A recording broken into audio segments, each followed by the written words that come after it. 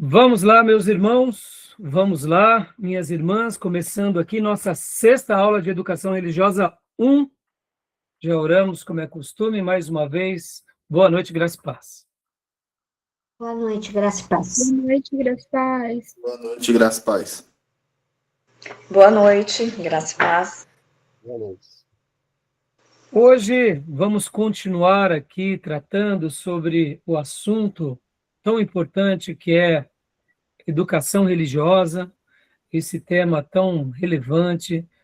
Estamos trabalhando aqui sobre essa matéria e hoje eu estarei concluindo aquela parte que faltou da última aula, que é sobre aquela ideia da pós-modernidade, e de fato nós estaremos hoje mergulhando a partir de hoje no material que é esse daqui, que é a Pedagogia de Jesus, o livro, texto que a gente está trabalhando, que é esse material aqui do J.M. Price. Tá bom, meus irmãos? Hoje a gente vai mergulhar nele e a gente vai, eu diria, se alegrar bastante, se divertir bastante com esse material, tá bom? E... Pode-se dizer que foi em 2010 que foi reconhecido pelo MEC, a Batista, e em 2020 o EAD dele também foi reconhecido pelo MEC. Olha aí, que legal. EAD, né? Tá. A gente estava falando há pouco sobre alguns seminários que são reconhecidos pelo MEC, né? Obrigado, viu, Júnior? Era isso, eu me lembrava que a Batista de Perdizes, eles estavam em processo e que tinham sido reconhecidos, depois de muito desgaste, inclusive, né? Mas, como eu tinha dito há pouco, antes da gravação, muitos seminários como o nosso são chamados livres de teologia, seminário teológico livre, né?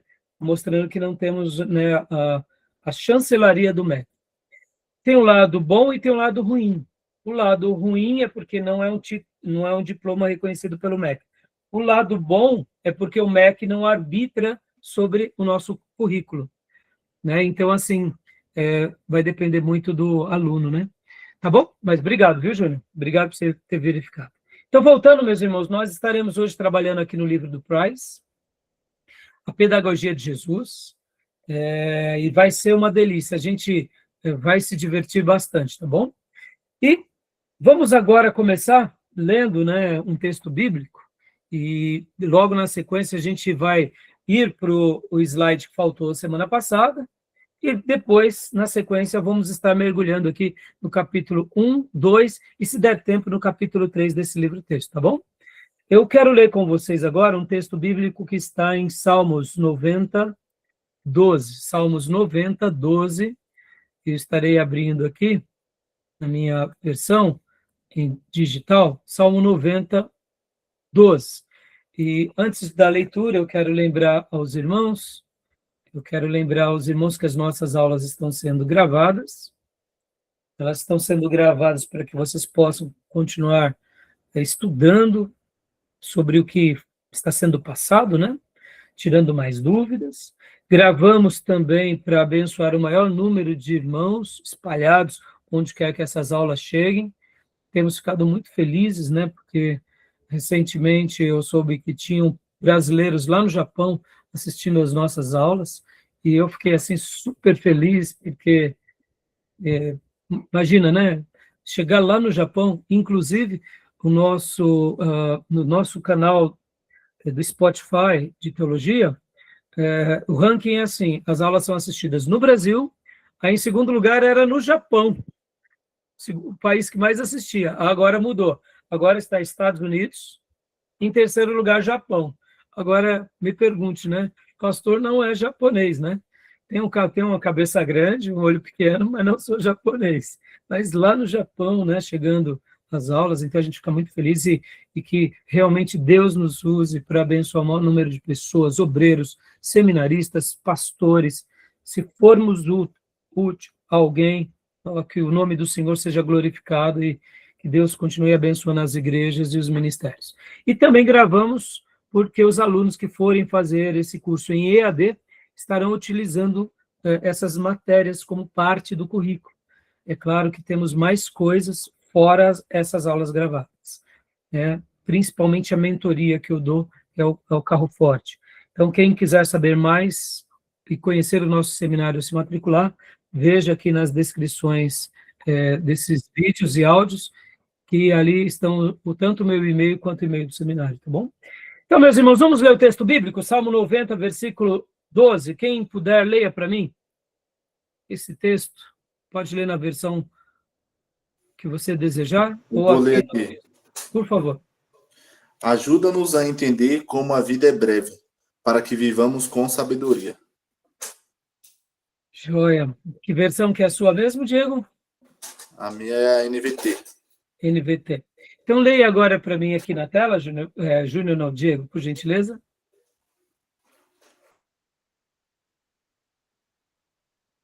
Está bloqueado o seu som, Diego. Seu som está bloqueado, Diego. Foi. Ensina-nos a contar os nossos dias de tal maneira que alcancemos corações sábios. Amém, meus irmãos? Deus. Leia a sua versão de novo, Diego, por gentileza, que ela está bem diferente, né? A NVT.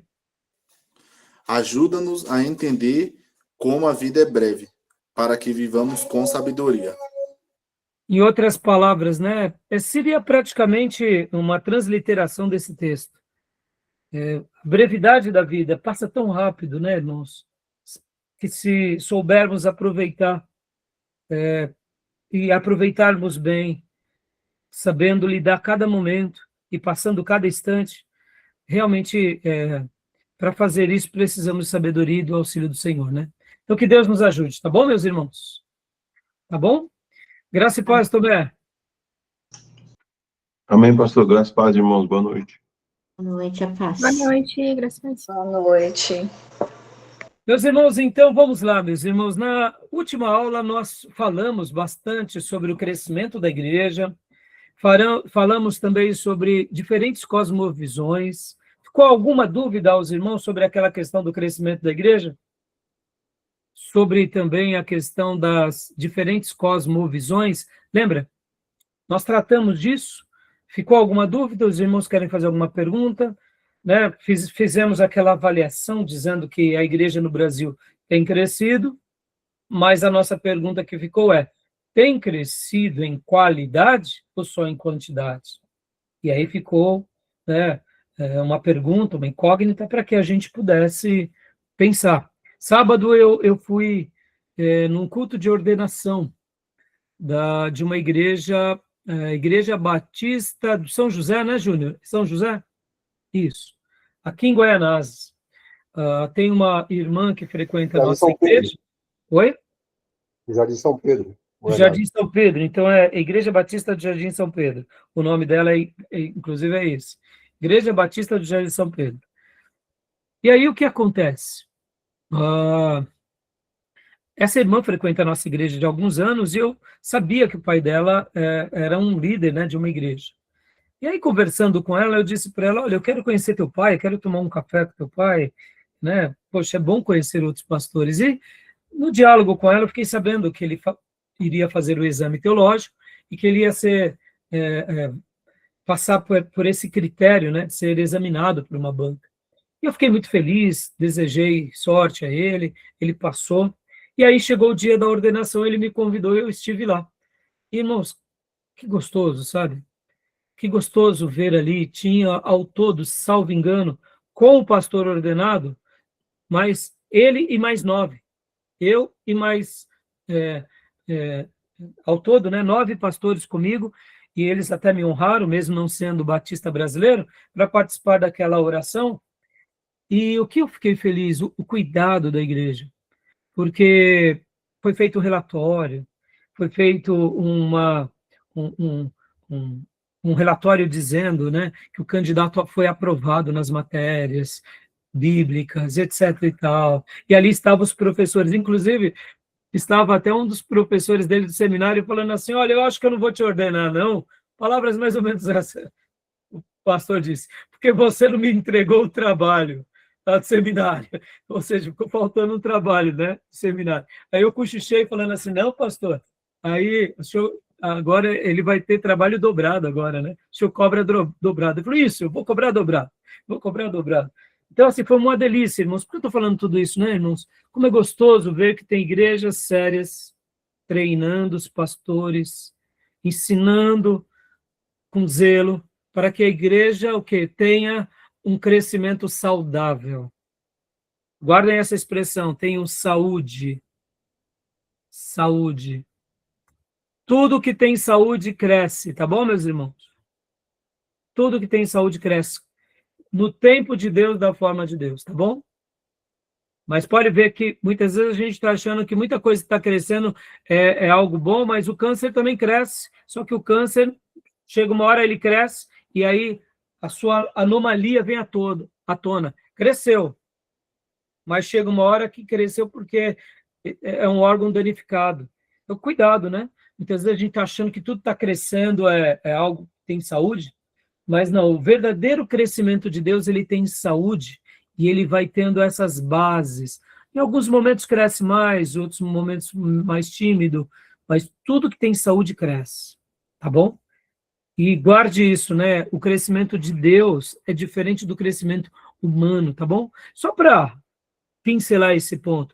Jesus, o maior de todos, depois de 3 anos e meio, formou 12 discípulos aprovados. Cresceu muito ou pouco? Sejamos honestos. Cresceu muito. Não. Jesus de 1 para 12, Miriam, em 3 anos e pouco, olhando hoje, comparando numericamente, né? Hoje tem igreja que já começa com 100.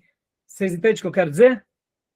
Começa uma igreja, isso que eu quero dizer. Olhando comparativamente, parece que foi um crescimento pequeno. Ele tinha 12 líderes, mas ele tinha não só esses 12 líderes, mas ele tinha 120 também com esses 12 líderes. Lembram? Lá no cenáculo que eles estavam orando?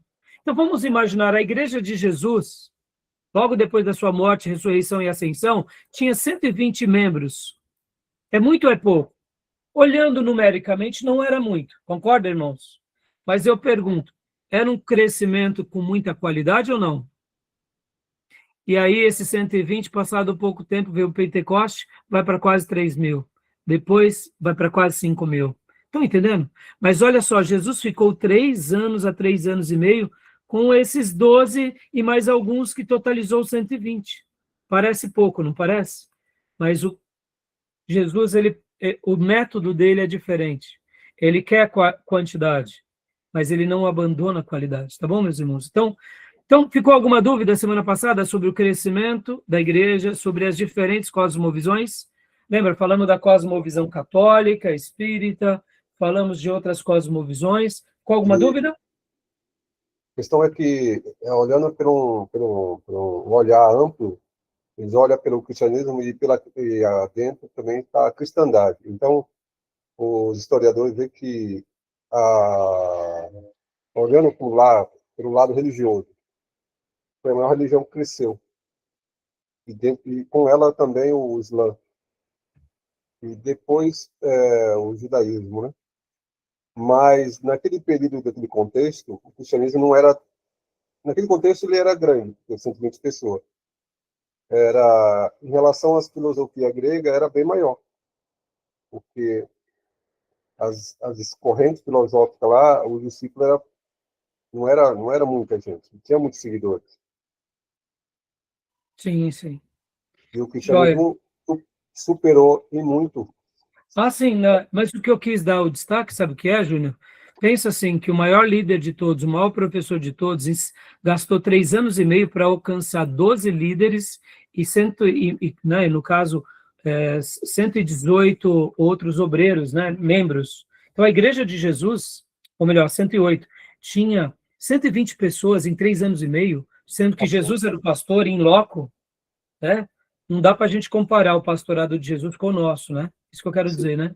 Sim. E nesse quesito, eu quero dizer, era um crescimento até pequeno, mas não foi um crescimento pequeno, porque o mestre sabia treinar e treinava muito bem, é o que a gente vai trabalhar hoje, tá bom? Então era isso, tá bom?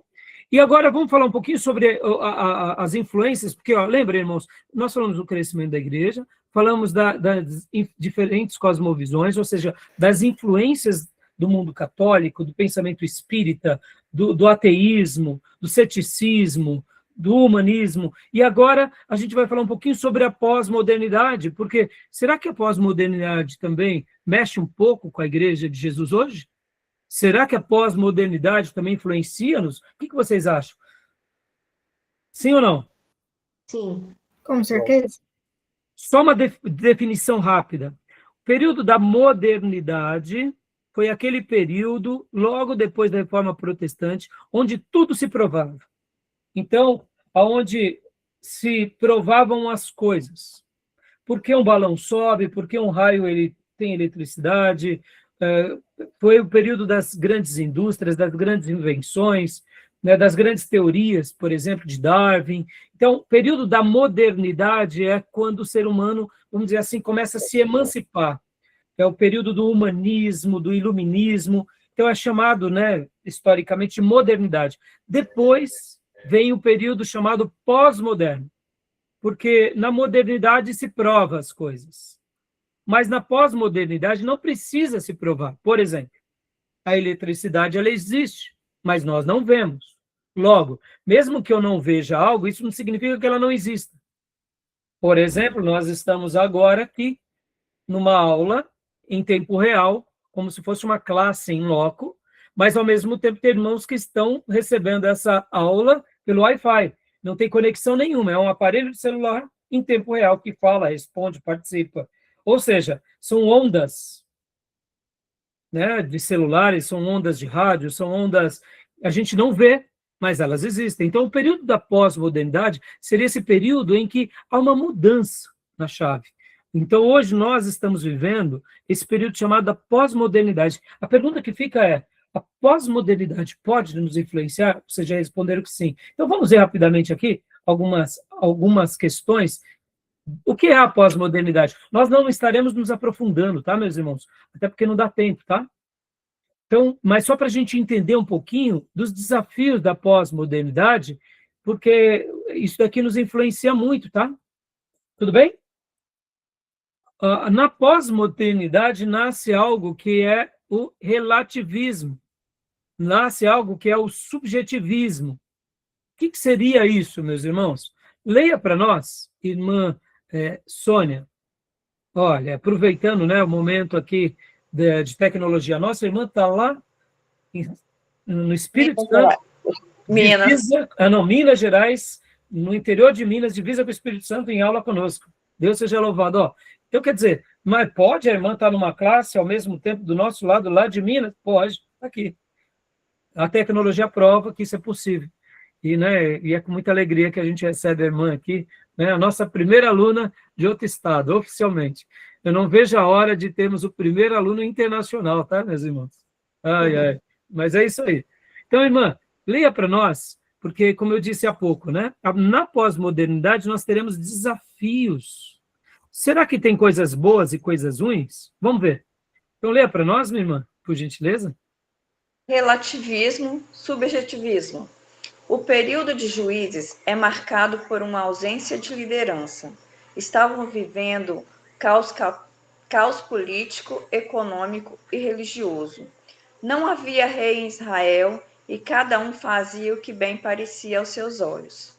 Atualmente, existe uma crise de direção proveniente da falta de valores norteadores. Esse slide, quem montou para nós foi a professora Aparecida. Olha só que interessante, meus irmãos. Ela pega um período lá atrás, que é o período dos juízes, logo depois de Josué. Né? Não sei se vocês sabem, meus irmãos, mas o período dos juízes, quando vocês forem estudar, o Júnior já estudou, introdução ao Antigo Testamento e depois introdução ao Novo Testamento, o período dos juízes é um período de aproximadamente 300 anos, pouquinho mais de 300 anos. Quando a gente lê o livro de Juízes, parece que foram só algumas gerações, né? Algumas décadas, talvez, 1, 2, 3, né?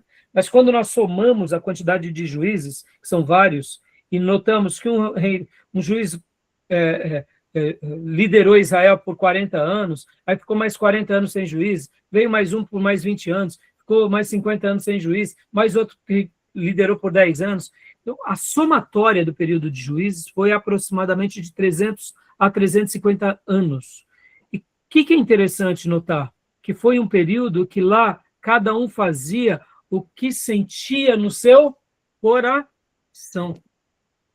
Ou seja, eles tinham o legado de Moisés, eles tinham o Pentateuco, tinham os textos de Josué, tinham o legado de Josué, mas agora eles já tinham conquistado a terra, e agora eles faziam o que queriam. Percebam, era um período sem direção, tinham crises. Os valores que norteiam uma geração, que norteou Moisés, que norteou Josué, não estavam norteando eles. Então, eles perdem os seus valores. Percebam, esse slide retrata bem esse período de relativismo. O que é o relativismo? Tudo é relativo. Então, por exemplo, o que é certo? Cada um define o que é certo. O que é errado? Cada um define o que é errado. O que é verdade? Cada um define o que é verdade. O que são leis? Depende do juiz. A gente não está vivendo uma crise do judiciário, aonde o nosso judiciário se tornou um judiciário ativista? Lamentavelmente, o Júnior é advogado, o Júnior pode dizer com muita propriedade, o juiz jamais deveria tomar partido político, ele deveria simplesmente atuar sobre os autos. Ou seja, ele é acionado e aí ele vai dar o veredito. No nosso caso, como o ex-ministro Barroso tinha dito, né, que o judiciário se tornou um órgão político, totalmente errado, totalmente desproporcional. E eu faço das palavras do ministro Fux as minhas. Ou seja, infelizmente, eles se desconfiguraram. Então, percebam, hoje nós estamos vivendo uma crise jurídica. Nós não temos segurança jurídica. Não é verdade, Júnior? Política e ideológica. E aí temos a questão política, temos a questão ideológica, né? Então, percebam, isso é tudo relativo. Isso é fruto de um pensamento da pós-modernidade. E o que mais me escandaliza, por exemplo, é quando nós vimos na eleição passada a ministra Carmen Lúcia dizer, olha, isso daqui não pode ser feito, mas dessa vez a gente vai fazer. Não, ali ela invalidou o posto dela, o posicionamento dela, porque ela não pode abrir exceção. É que nem esses dias atrás, semana passada, uma repórter que também tem um viés muito ideológico, a Malu Gaspar, ela escreveu dizendo assim, o nosso judiciário errou, mas agora eles erraram para o bem, mas agora eles estão na hora de voltar ao equilíbrio. Olha que absurdo. Uma emissora de jornalismo fazendo um pronunciamento desse. É como se ela estivesse dizendo, eles erraram um pouco, mas não tem problema. Não, tem todo problema. O judiciário, ainda mais a Suprema Corte, não pode errar. Se a Suprema Corte erra, a gente não tem mais a quem recorrer. E a gente tem visto, infelizmente, né, um ativismo judiciário. Percebam, isso é fruto do relativismo. E quando a gente vê imprensa, órgãos oficiais, jornalismos e um mundo todo relativizando o que é certo em detrimento do errado, fazendo do doce azedo e o azedo doce, irmãos, a gente está vivendo um período muito perigoso na nossa democracia, né? Tá bom? Sem entrar muito nos méritos, mas isso é relativismo. Agora, vem cá, meus irmãos. Esse relativismo entrou dentro da igreja também ou não? O que vocês acham? Esqueçam a questão política aqui. Estou falando aqui relativismo assim. Ele vai contra os absolutos morais, né? Isso, exatamente. Hoje, por exemplo, tem pessoas, por exemplo, dentro da igreja querendo valorizar, por exemplo, o casamento homossexual. Tem ou não tem? Me respondam aqui, o que vocês acham disso? Vocês acham certo ou errado? Claro que é errado.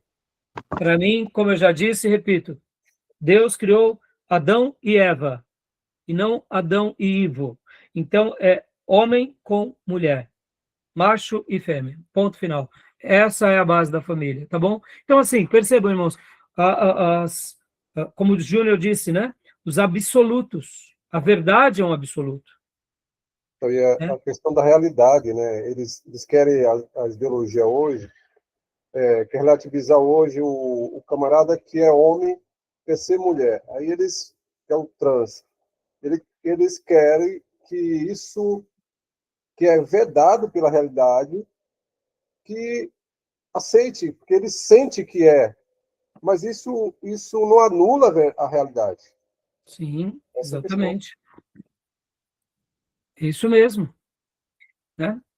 Mais alguma coisa, meus irmãos? Tudo bem até aí? E o subjetivismo, meus irmãos? A mesma coisa.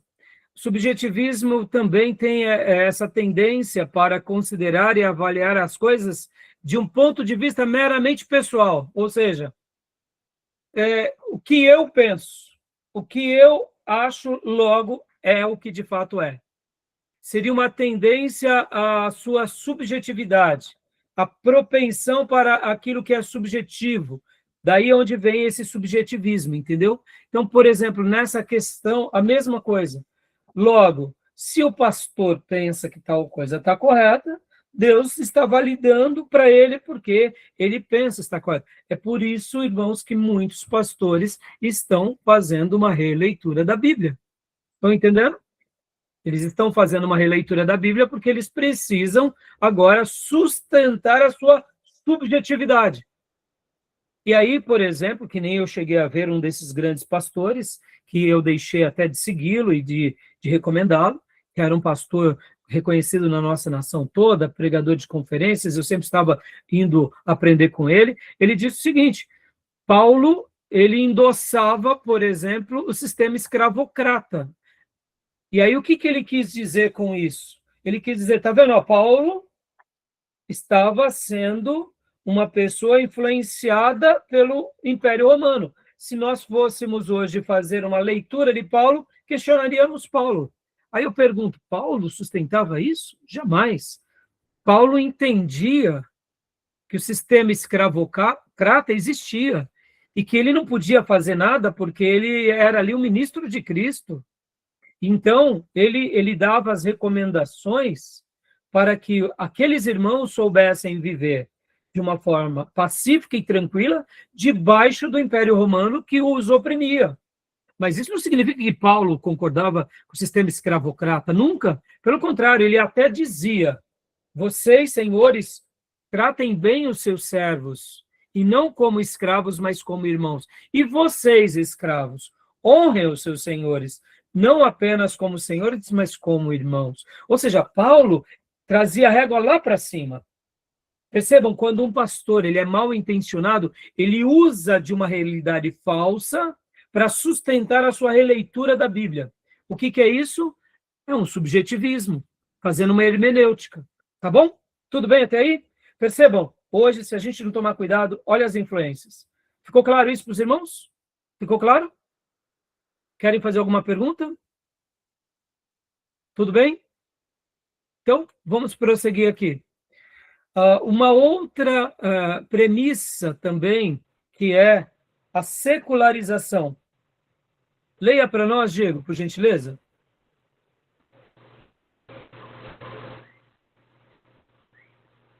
Irmã Sônia, tá me ouvindo bem? Sim. Então, pode ler para nós, irmã Sônia. Secularização. Sobre o que nós acabamos de ver aqui, relativismo e subjetivismo, alguma pergunta? Não? Não, então, tranquilo. Secularização. O que seria secularização? Leia para nós. Secularização, idolatria, manipulação inconsequente do culto, mistura de elementos do culto cananeu com o ministério levítico, minimização de valores éticos e espirituais, secularização, falta de noção ou desprezo por coisas sagradas. Joia. Deu uma travadinha, né? Como a irmã está bem longe, eu sei que a irmã está aí no interior, não tem problema. Quando acontecer isso, eu aviso a irmã, né? Então, a secularização, nossa irmã Cida também, ela o que ela quis pegar aqui? O exemplo bíblico, que no Velho Testamento havia o culto cananeu, E muitos israelitas estavam indo também adorar os ídolos cananeus. Logo, eles misturavam a fé do Deus de Israel juntamente com Baal, que era o deus cananeu, ou Acera, ou Aserá, que era a esposa de Baal, e os outros deuses cananeus. Então havia o quê? Havia uma mistura, como se fosse uma mistura cultural, um desprezo ao sagrado, misturando o sagrado com o profano. Diga, Júnior. O sincretismo. Exato, um sincretismo. E aqui ela até coloca minimização dos valores éticos e espirituais. Lembram que Deus falava com muita frequência: meus servos, eu não quero que vocês se casem com as mulheres ímpias, as mulheres das outras nações, porque senão vocês estarão sendo também persuadidos a o quê? A adorar os deuses dela, e os vossos filhos, pela influência muitas vezes das mulheres, porque, irmãos, guardem isso, a mulher ela tem uma persuasão muito maior do que o homem, sempre vai ser assim. Por isso que a Bíblia fala que a mulher sábia edifica o lar e a tola ela destrói. Guardem isso, meu. E vou até dizer uma frase que já que estamos aqui, a pedagogia do lar geralmente é dada à mulher. Se ela é sábia, ela edifica, se ela é tola, ela destrói. Se ela é sábia, ela aproxima da santidade. Se ela é tola, ela aproxima do que o Júnior acabou falando, né? Como que é a palavra mesmo, Júnior? Miscigenação, né? A mistura. Sincretismo. Ou seja, mistura tudo e ainda diz que está fazendo certo. Por que eu falo que a pedagogia do lar é dado à mulher? Porque ela é aquela que gera os filhos. E ela tem essa sensibilidade maior. Por isso que uma pessoa que ela é sábia, ela consagra. E quando não é sábia, ela vai buscar, muitas vezes, caminhos seculares, humanos, para ratificar a sua carnalidade. Então, guardem isso, meus irmãos. A secularização sempre existiu. Lá atrás, mesmo naquele mundo que era um mundo religioso, mas podem ver que havia essa minimização de valores éticos e espirituais. Né? Podem ver Dalila persuadindo ali Sansão, porque, afinal de contas, ela não tinha o temor a Deus. Jezabel não tinha o temor a Deus. Vamos esperar alguma coisa de Dalila? Vamos esperar alguma coisa de Jezabel? Vamos esperar alguma coisa da primeira esposa de Davi, que era Mical? Vamos esperar alguma coisa da esposa de Ló? Não, meus irmãos. O que vai nascer dela é o que elas são. É pecado. E as influências dela não serão para a glória de Deus. Serão para o quê? Para o afastamento de valores éticos e espirituais. Por isso que nós devemos nos lembrar, meus irmãos, que nós somos seres influenciáveis. Cuidado com aqueles que são as nossas referências e com quem nós convivemos, tá bom?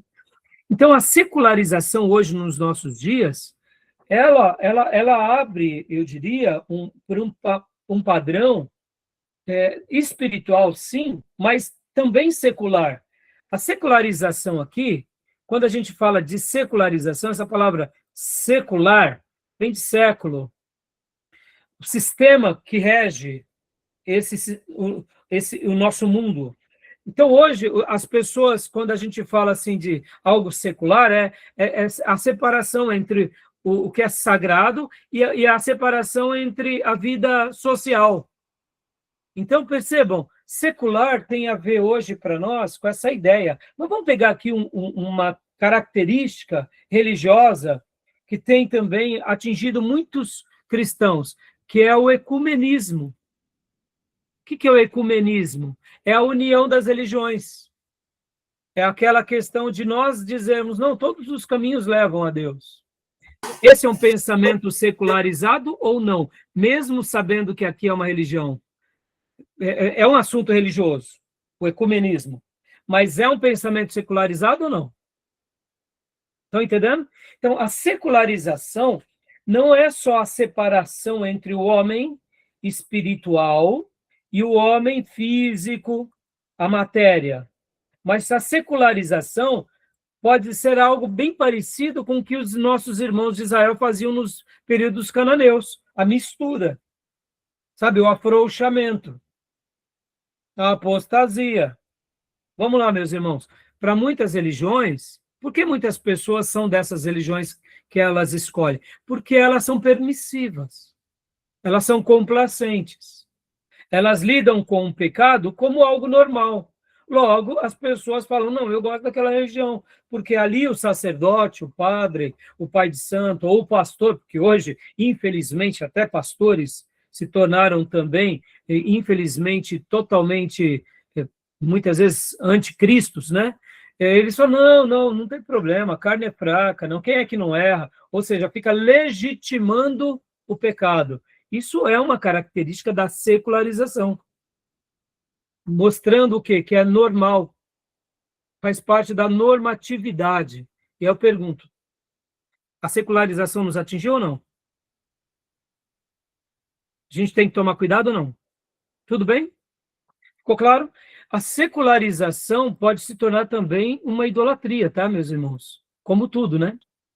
Tá? Mas aqui também a idolatria, pense também, como tudo também na vida, viu, irmãos? Não só a adoração a um ídolo. Mas hoje pode ver como a nossa sociedade ela é materialista, né? Como dizia meu pastor no seminário, ela é capitalista, né? A nossa sociedade é capitalista. Então, não deixa de ser uma sociedade idólatra, né? Tá bom? Tudo bem? Ficou claro? Alguma pergunta sobre a secularização? Dúvida? Podem perguntar, tá, meus irmãos? Esse é o momento de tirar dúvida, né? Pluralismo. O que seria o pluralismo, né? Cada ponto desse, meus irmãos, olha só que interessante, né? O relativismo gera muita subjetividade. A secularização acaba desembocando em muita idolatria. E o pluralismo acaba também desembocando em muito consumismo. Vamos falar um ponto positivo aqui do pluralismo. Antigamente, minhas irmãs, quando as irmãs iam comprar sabão em pó, tinham quantas marcas? Antigamente, estou falando lá atrás. Tinham quantas marcas? Umas duas só. Ou seja, ou você comprava A ou a B, né, Beatriz? Não tinha muita opção, né? As muitas opções ajudaram ou atrapalharam? Ajudou. Então, o pluralismo faz parte também do pós-modernismo, mas a gente tem que fazer uma leitura, né, do que é bom e do que é ruim, né? Sim. Antigamente, você, por exemplo, ia comprar um produto, só tinha ou A ou B, ou que presta ou que não presta. Hoje você tem uma variedade, então, quer dizer, você acaba tendo uma disputa. No mercado isso acaba ajudando, né? Mas vamos pensar agora com relação às variedades de ideias e de religiões. Então, leia para nós, Júnior, o pluralismo e consumismo, por gentileza. Ok. Oferta de divindades ligada a interesses econômicos. Venda do chamado por uma vida de fama e dinheiro. Tendência à adoração do Deus mercado. Confusão entre prosperidade bíblica e teologia da prosperidade. O pluralismo, aqui pensando um pouco mais no nosso foco, meus irmãos, o que acontece?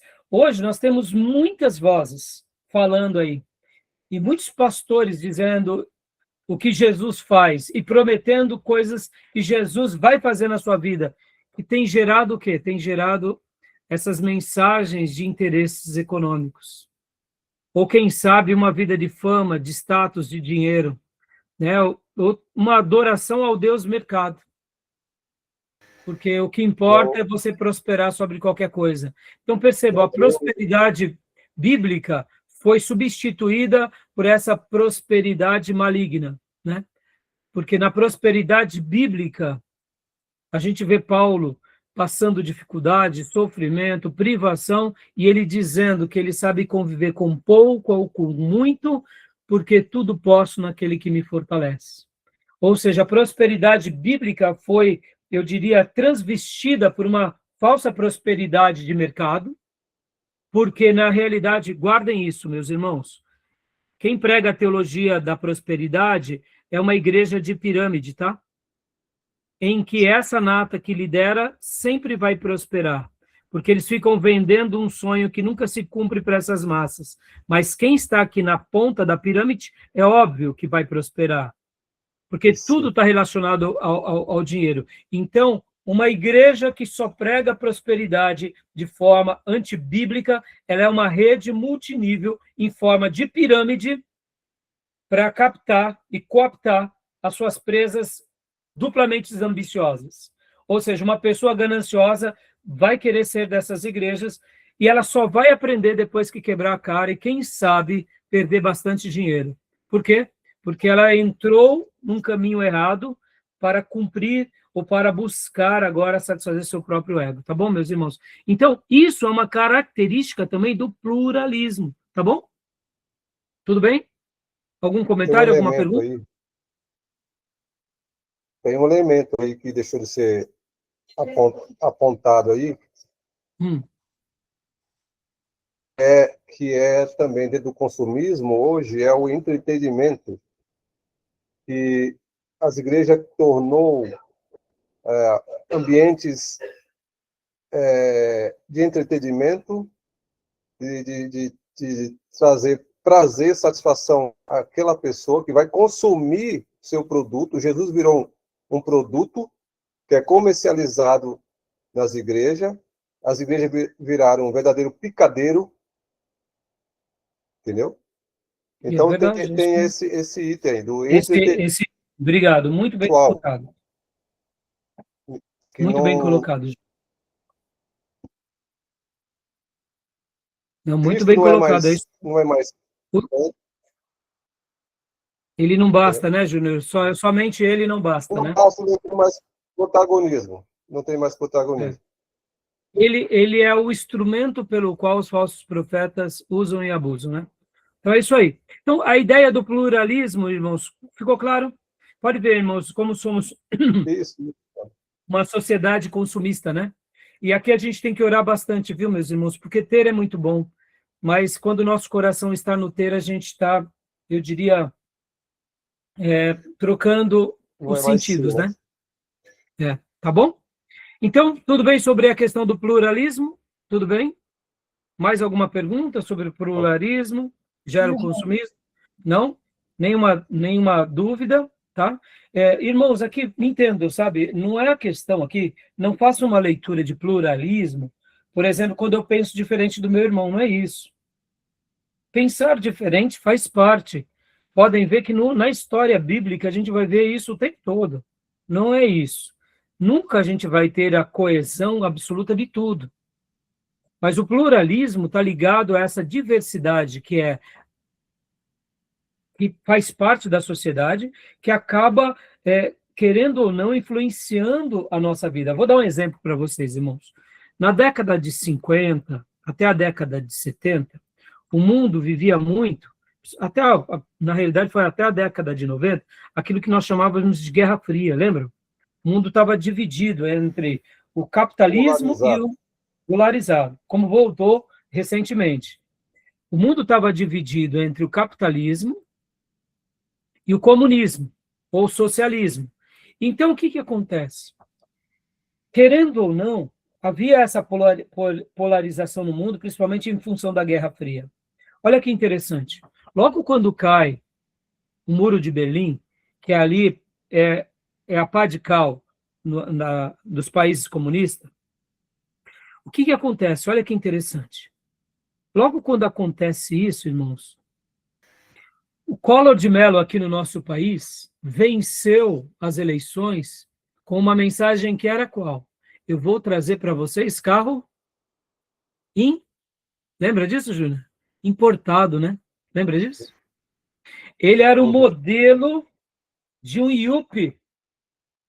Eu vou trazer para vocês riquezas. Nós estaremos prendendo os marajás. Entendeu? Caça do Marajá. A caça aos marajás. Bom, o discurso dele, na realidade, foi um discurso ali de prosperidade. Eu vou abrir o país para a importação de carros, porque nós temos, ele dizia, só carroças. Lembra disso? Ou seja, fora, né? Então, vamos agora ter uma relação internacional. Bom, por que eu estou falando tudo isso? Esses pensamentos, irmãos, eles influenciam as pessoas na sociedade, que nos influenciam muitas vezes dentro da igreja. Por que a teologia da prosperidade ela acaba sendo um grande pratinho dentro das igrejas? Porque as pessoas são gananciosas fora da igreja. Ou seja, as pessoas, o que elas estão buscando hoje? Enriquecer a Até as qualquer custo. Até os Por louvores. isso que o tráfico tem sido prestigiado, a corrupção, porque não importa como você conquiste, o importante é você conquistar. Ou Por isso- seja, os fins justificam os meios. E eu digo, o cristianismo raiz, bíblico, cristurístico, escriturístico, cristocêntrico, eu confundi agora, né? É cristocêntrico e escriturístico. Eles ratificam que os fins justificam os meios? Jamais. É os nossos meios que justificam os fins. Ou seja, não importa se o mundo prega isso. Mas percebam, irmãos, de uma sociedade gananciosa, logo, você tendo um discurso de riqueza e de ganância, isso enche os olhos das pessoas. Por isso que muitos pastores se enveredaram para um discurso do quê? De teologia da prosperidade. E isso, na realidade, é fruto dessa pluralidade, né? Tem crente ignorante que endossa, diz assim, usa um texto isolado e fala, não importa que pregue. Teve um evento recente aí, de umas moças lá no Maracanã, eles arrecadaram 8 milhões. 8 milhões. Se for avaliar o custo do que teve lá da logística, não chega a 500 mil. Então. Aí teve gente defendendo ainda. Não importa que pregue. Pois é. O que você está falando? Então, se o senso crítico deles já foram embotados a esse ponto, Júnior, a gente lava as mãos. Por isso que a gente prega, Júnior, e ensina. E lança a palavra. Se a pessoa der ouvido, ótimo. Se não der, a gente só ora. Não vamos ficar brigando, né? Bom, então, irmãos, para a grande resposta de tudo, né? O crescimento demográfico, a questão, né, da cosmovisão e agora a questão da pós-modernidade, qual que é a grande resposta para nós? A grande resposta para nós é a resposta bíblica, que é os princípios do discipulado e Jesus Cristo nos ensinando o seu evangelho. E por que nós estaremos destacando também grande parte do Sermão do Monte? Porque nós entendemos que o Sermão do Monte ele é uma síntese maravilhosa do Novo Testamento, ou não, se não de toda a Bíblia, né? Tá bom? Então, só para a gente pontuar aqui, né? Leia para nós, irmã Beatriz, a felicidade do discípulo, por gentileza.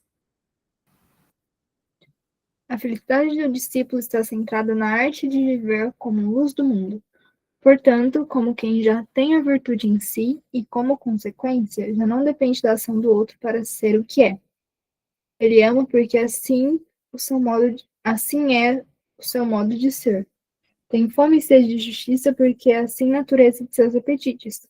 É pacificador porque a paz é fruto da sua essência de vida. Ou seja, né? A resposta para esse mundo é ter uma vida de felicidade, não aquela felicidade do mundo, mas essa felicidade que transcende o nosso ser. Tá bom? A gente vai se aprofundar mais, né?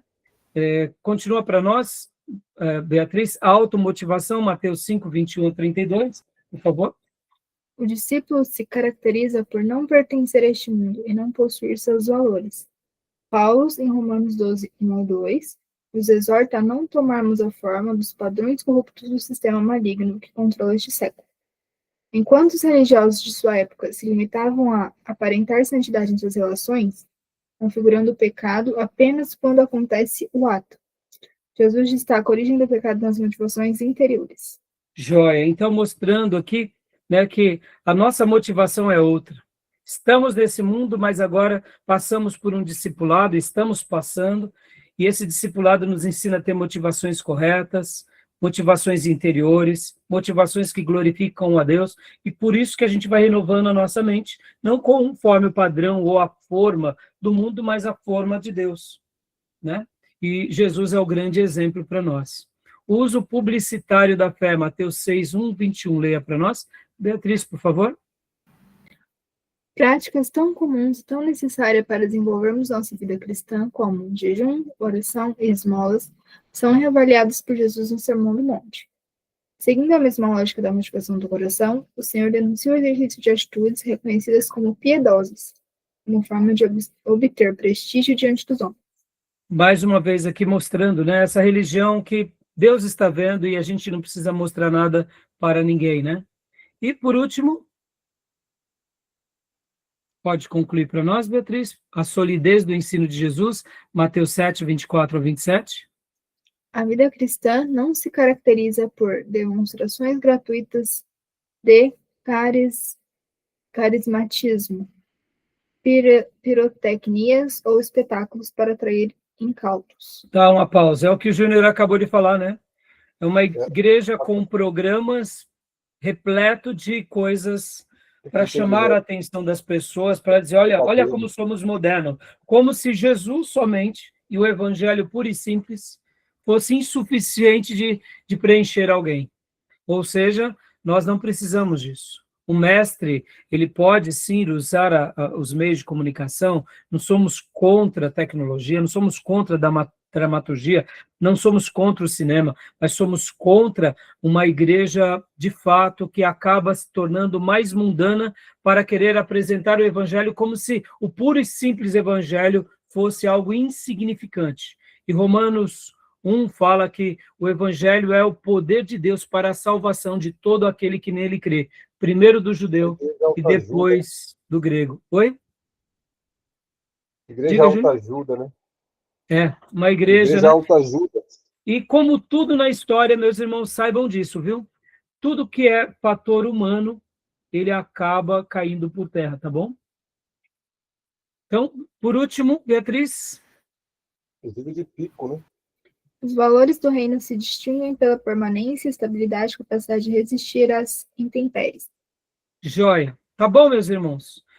Aí aqui, era isso. E agora, para a gente ir para o nosso material, né? Agora, a gente vai hoje trabalhar bastante aqui. Então, ficou alguma dúvida? Alguma questão que os irmãos gostariam de perguntar? Não? Eu acho que o retrato da pós-modernidade está aí.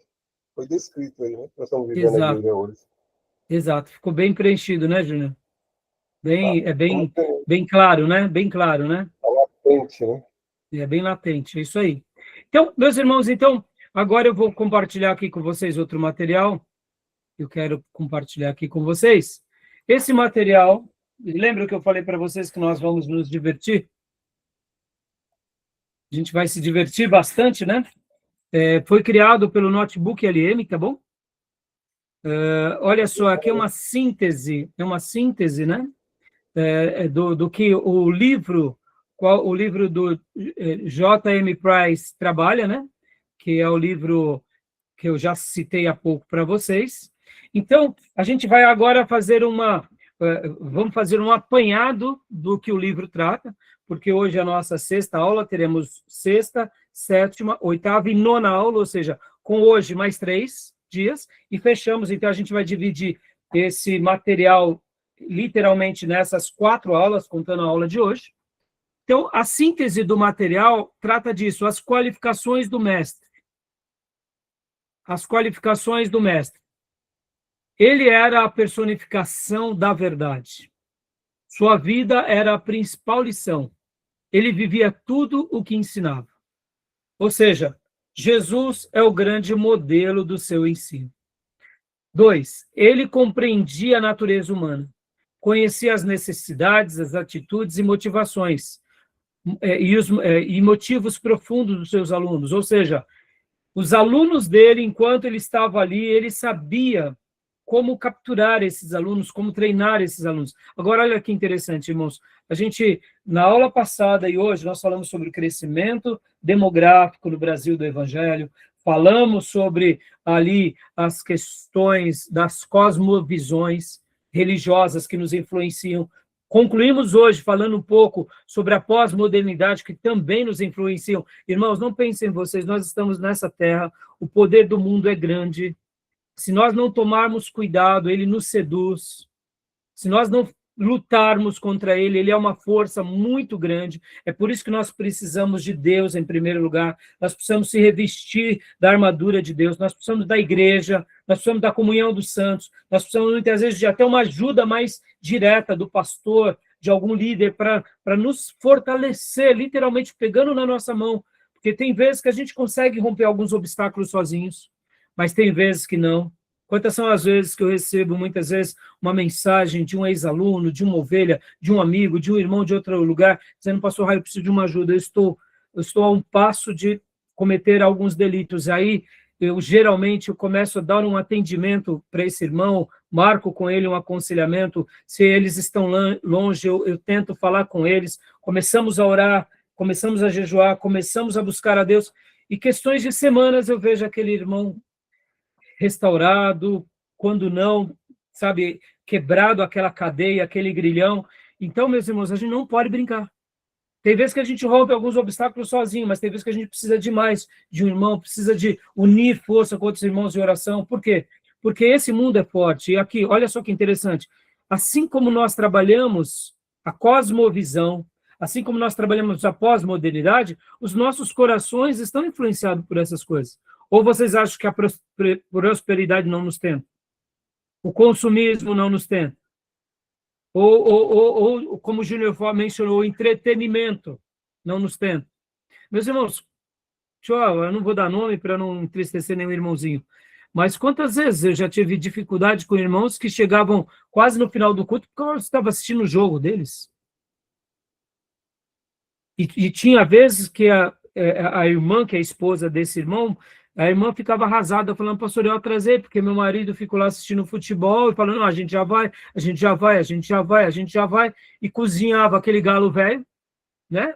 Misturado preguiça com comodidade, entretenimento, falta de zelo, e a mulher e os filhos querendo vir para a igreja, e o marido não, e aí atrapalhava, percebam, o entretenimento. Ter um esporte é bom, mas, meus irmãos, na hora que o esporte tem a primazia do que o nosso mestre, olha aí como estão os nossos valores, né? Isso acontece só com o irmão? Com o futebol? Não, e as irmãs com os programas delas também, com os entretenimentos. E hoje, as redes sociais, meus irmãos. Percebam, irmãos, é perigoso. Se a gente não tomar cuidado, a gente acaba sendo uma presa também desse mundo pós-moderno, tá bom? Diga, Júnior, o que você ia falar? Gente trocando a igreja para ir para Halloween. Aí é demais. Nem precisa nem falar, né, Júlio? Mas percebam, Júlio, olha lá nos Estados Unidos, as igrejas protestantes muitas vezes fazem até cultos de Halloween. Nominal. Aí não dá. Loucura, irmãos, culto de Halloween. E é interessante que o mundo não troca. Oi? O mundo não faz o inverso. Não, claro que não. E quando faz, né, Júnior, é só paliativo, né?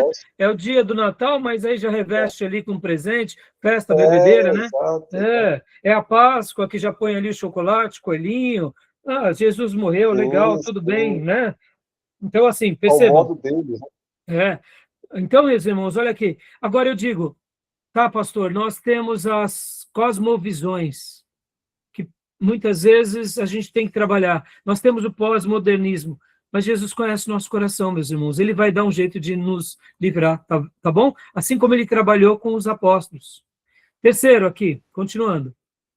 Ele tinha um profundo desejo de servir. Interessava-se mais por pessoas do que por credos ou cerimônias. Ou seja, Jesus é o grande exemplo da verdadeira religião que serve, que ama e que faz.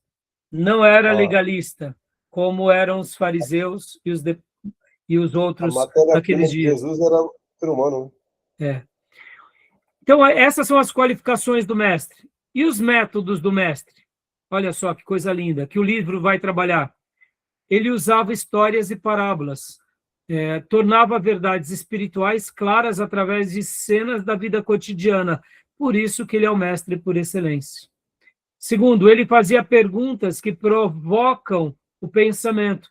Suas perguntas não buscavam apenas respostas, mas levavam à reflexão. Ou seja, Jesus, até hoje, continua trabalhando em nós, mesmo nos nossos dias. com todos os nossos dilemas. E a gente não está aqui para querer dizer que a gente é melhor do que ninguém, viu, meus irmãos? A gente está aqui sendo treinado para poder ser uma resposta àqueles que precisam. Deixa eu ensinar uma coisa aqui para vocês, meus irmãos.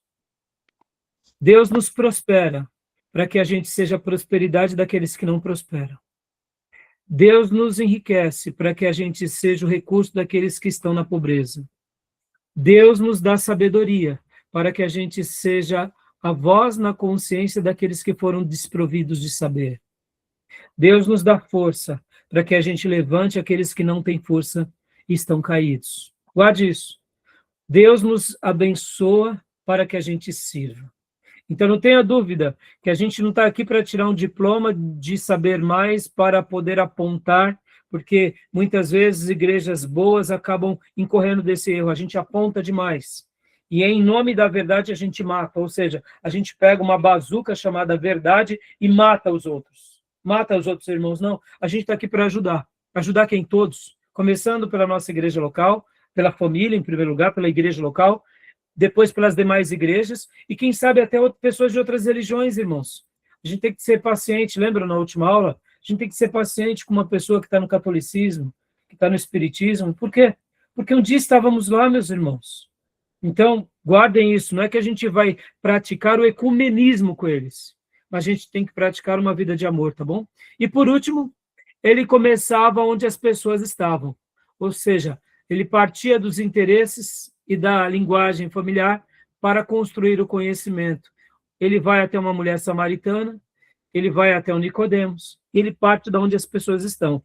Esse é o melhor método, tá bom? Para a gente trabalhar. Beleza, meus irmãos? E para eu concluir aqui esse vídeo e para a gente finalizar, vocês já ouviram falar sobre a andragogia? Andragogia? Já ouvi falar, mas não lembro o que é agora. Andragogia, meus irmãos. Andragogia, ela é um método, né? Se a gente pudesse dizer, que é a maneira em que ensinamos adultos por meio de ensinos e técnicas, como fazem os pais ou professores às crianças.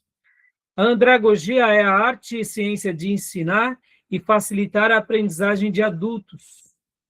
Da mesma forma que um pedagogo leva as crianças a aprender por meio de brincadeiras, por meio de diversões, por meio de experiências lúdicas, a andragogia seria mais ou menos isso. Ela é um método que vai usando o quê? Práticas relevantes, aonde a gente vai solucionando problemas quase como se divertindo, ou seja, é um método de ensino que a gente aprende brincando. Vamos lá. Eu estou praticando aqui com vocês a andragogia, tá bom? Porque eu estou me divertindo, entendeu?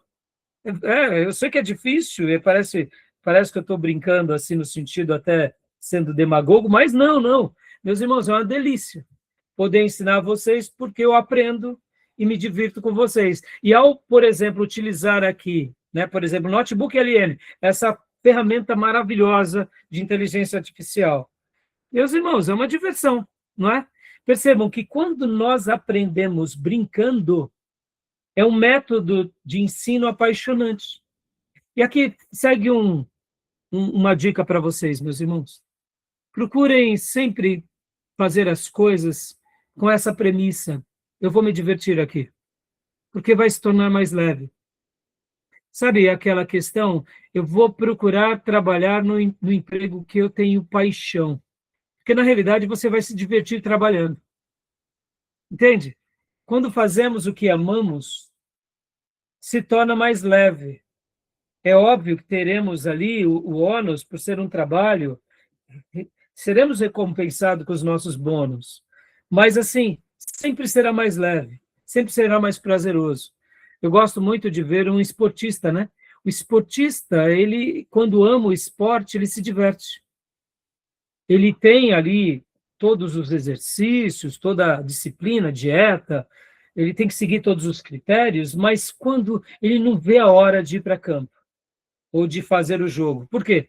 Porque é o que ele mais ama, ou seja, ele está se divertindo. Tente ver o seu ministério nessa perspectiva. Nosso irmão do louvor, André, ele costuma muito, né, chamar os irmãos ali do louvor, falar, pessoal, hoje vamos se divertir aqui. Não como algo pejorativo, mas é de verdade. Quem toca para Deus com alegria não faz algo forçado, né? Então, o que é a andragogia? Seria um dos métodos de aprender brincando. Que Deus possa nos dar ministérios assim. E para eu fechar esse módulo aqui, lembrando, né, o nosso mestre supremo, eu posso dizer que tudo que ele fazia era uma grande aula de andragogia, na sua maior excelência, né? Eu não vejo Jesus com cara fechada, sabe, com aquela fisionomia obtusa, né, truculenta, ensinando os seus discípulos. Eu vejo ele sorrindo, ele tinha prazer. Assim que eu entendo. Por quê? Porque quando a gente faz algo nessa dinâmica, a lição fica mais fácil, fica mais doce, fica mais prazerosa. Não é assim? Tá bom? Então, andragogia é uma técnica de aprender brincando. Que Deus possa nos levar a ministérios assim, onde a gente se divirta demais. A gente veja alegria, contentamento e tenha prazer. E que realmente o Senhor nos dê dons e que a gente descubra esses dons nessa dimensão, tá bom? Então, tudo bem até aí? Fizemos aqui só um apanhado, né? E a gente vai continuar trabalhando depois do intervalo. Alguma pergunta, meus irmãos? Alguma dúvida? Não? Podemos encerrar aqui? Então, vou encerrar esse bloco, tá bom? Querem fazer alguma pergunta? Não? Então, tá bom. Então, vou parar aqui nossa gravação. Vamos para o intervalo, tá bom?